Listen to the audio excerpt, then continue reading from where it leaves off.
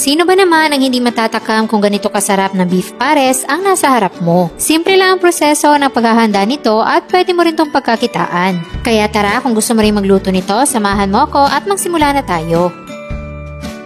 Gumamit lang ako dito ng kalahating kilo ng laman ng baka at nag-request na rin ako ng taba dahil mas masarap yung pares kapag merong taba-taba ng baka. Then lalagyan lang natin ito ng tubig at hindi na natin titimplahan at papakuluan natin to hanggang sa lumambot. Sa unang kulo ay bubuksan muna natin para matanggal natin yung mga impurities na nakalutang dyan sa sabaw. Then papakuluan natin yan ng mga 45 minutes to 1 hour o kung meron kayong pressure cooker ay mas mabilis. At kapag malambot na, hihiwain na natin to sa maliliit na piraso. At pagkatapos nating mahiwa, itabi lang muna natin. At sa isang kawali, ilalagay na natin ang taba ng baka. So, antayin lang natin to na mag-render ng sariling mantika.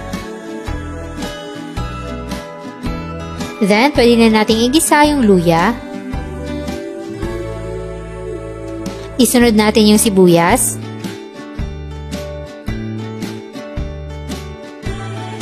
Next ay ang bawang.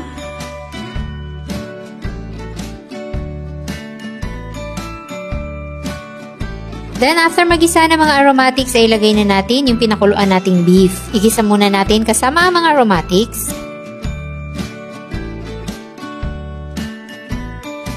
Then, maglalagay na tayo dito ng 4 na kutsarang toyo, 1 tablespoon ng oyster sauce, at paminta powder.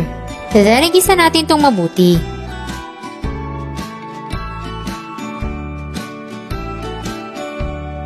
Pagkatapos niya, ilagay na natin dito yung pinapakuluan natin ng baka. Ito na yung magiging sabaw ng ating pares. Maglalagay din tayo ng 1 star anise at 1 dahon ng laurel. Para medyo manamis-namis yung ating pares, maglalagay tayo ng 1 kalahating kutsara ng brown sugar. Then, takpan muna at antayin lang natin kumulo. Pag kumukulo na, ay titimplahan naman natin yan ng all-in-one seasoning para mas malinamnam, which is optional at kung ayaw nyo namang gumamit niyan, ay pwede nyo nang skip. At kapag okay na sa inyo ang timpla, maglalagay naman tayo ng cornstarch slurry pampalapot ng sabaw. So, 2 kutsara lang yung nilagay ko para hindi masyadong malapot at maging masabaw pa rin yung pares. At kapag okay na sa inyo yung lapot ng sabaw, maglalagay na tayo dito ng dahon ng sibuyas.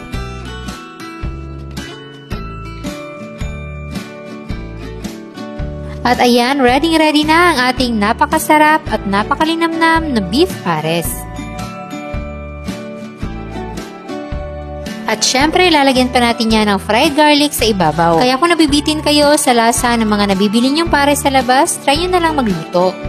Partneran mo pa ng garlic fried rice, sigurado ako mabubusog ka at pwede kang kumita kung trip mo tong ibenta. Ilalagay ko na rin dyan sa baba ang kompletong listahan ng ating mga sangkap. At sana nagustuhan niyo ang ating pares recipe for today. Enjoy!